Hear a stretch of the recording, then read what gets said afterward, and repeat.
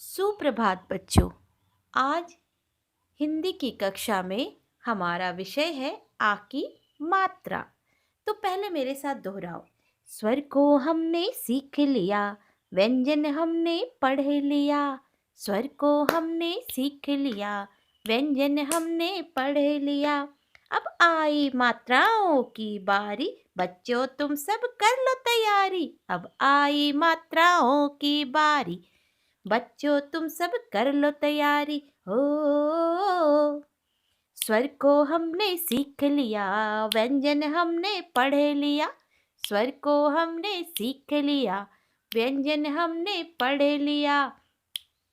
अब आई मात्राओं की बारी, बच्चों तुम सब कर लो तैयारी। अब आई मात्राओं की बारी, बच्चों तुम सब कर लो तैयारी। तो हाँ मेरे बच्चे, अब हम स्वर यानी अ आई हमने पूरा सीख लिया, व्यंजन क से ज्ञ हमने पूरा सीख लिया।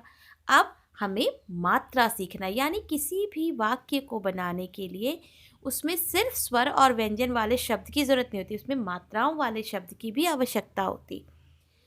तो हमारा पहली मात्रा जो हम आज सीखेंगे वो है आ की मात्रा। आ की मात्रा होती क्या है, पहले ये जान लो।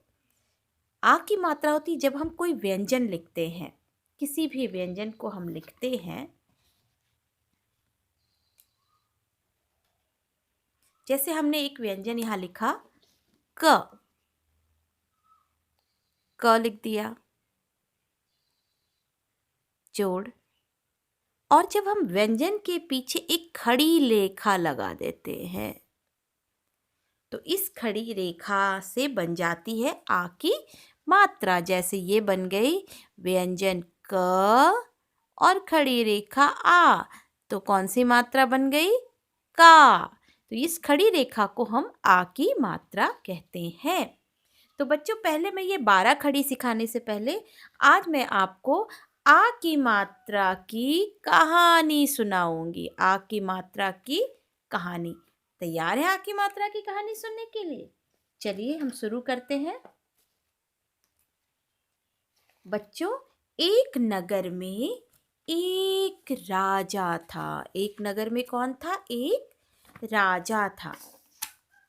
और वह राजा था और वह बहुत ही दयावान था। साथ ही साथ वह राजा धनवान भी था। और वह हमेशा भगवान की पूजा करता था।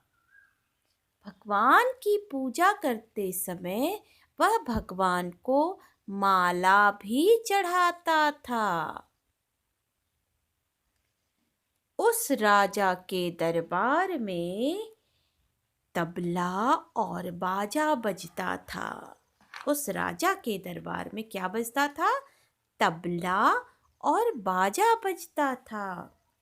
और पूजा के बाद वह हमेशा गरीबों को चादर और चावल दान किया करता था। क्या दान किया करता था? चादर और चावल। राजा गरीबों को चावल और चादर दान किया करता था। उस राजा के बाग में बहुत सारे पौधे और वृक्ष थे। जैसे आम का पेड़, जिसको वो आम का बाग कहता था, आम का बाग।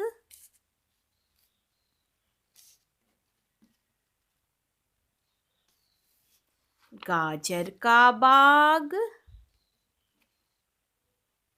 और टमाटर का बाग था। उस राजा के पास क्या क्या था? आम का बाग, गाजर का बाग और टमाटर का बाग था।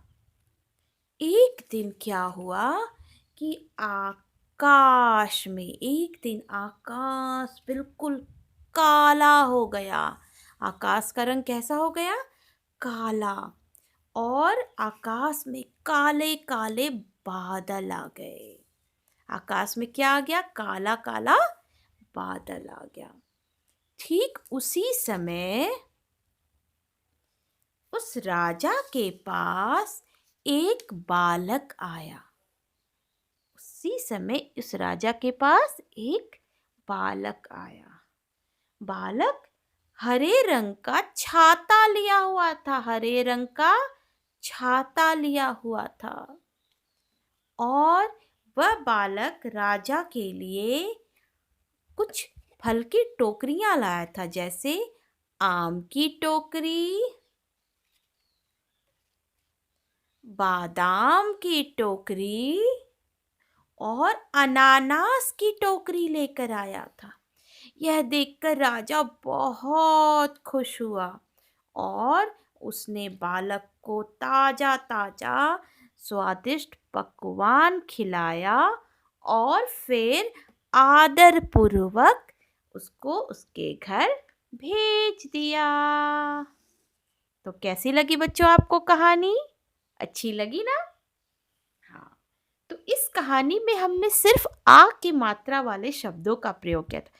फिर से जरा देखते हमने कौन कौन से आ की मात्रा वाले शब्दों का प्रयोग किया। पहला शब्द राजा, और राजा कैसा था? दयावान था।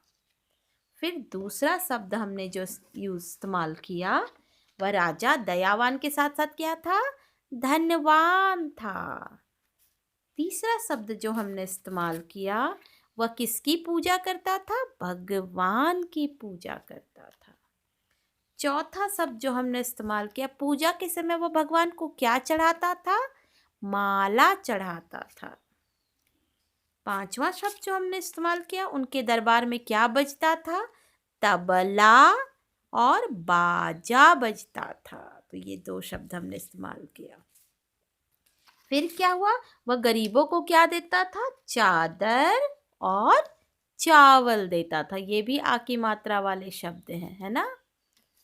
उसके बाद उसके पास कैसे बाग थे? उसके पास क्या था? बाग था। और किसका बाग था? तो आम का बाग था, गाजर का बाग था और टमाटर का बाग था। फिर एक दिन क्या हुआ? आकाश में आकाश काला हो गया। आकाश कैसा हो गया? काला हो गया। और आकाश में क्या भर गया? काला बादल भर गया। और तभी क्या हुआ? वहां पर कौन आया? वहां पर एक बालक आया। और बालक कैसा था? बालक हरा रंग का छाता लिए हुए था। और वह अपने साथ राजा के लिए क्या लाया था? वह अपने साथ राजा के लिए फलों की टोकरी लाया था। और उस टोकरे में क्या था? आम का टोकरा, बादाम का टोकरा और अनानास का टोकरा था। और यह सब देखकर राजा बहुत खुश हुआ और उसने बालक को ताजा ताजा पकवान खिलाकर आदर पूर्वक विदा कर दिया। तो देखा बच्चों, सिर्फ आ की मात्रा से हमने कितने अच्छे से एक कहानी बना ली। तो इस कहानी को आप भी अपने घर पर दोहराइए और ज़्यादा से ज़्यादा आ की मात्रा वाले शब्दों को ढूंढने की कोशिश कीजिए। धन्यवाद।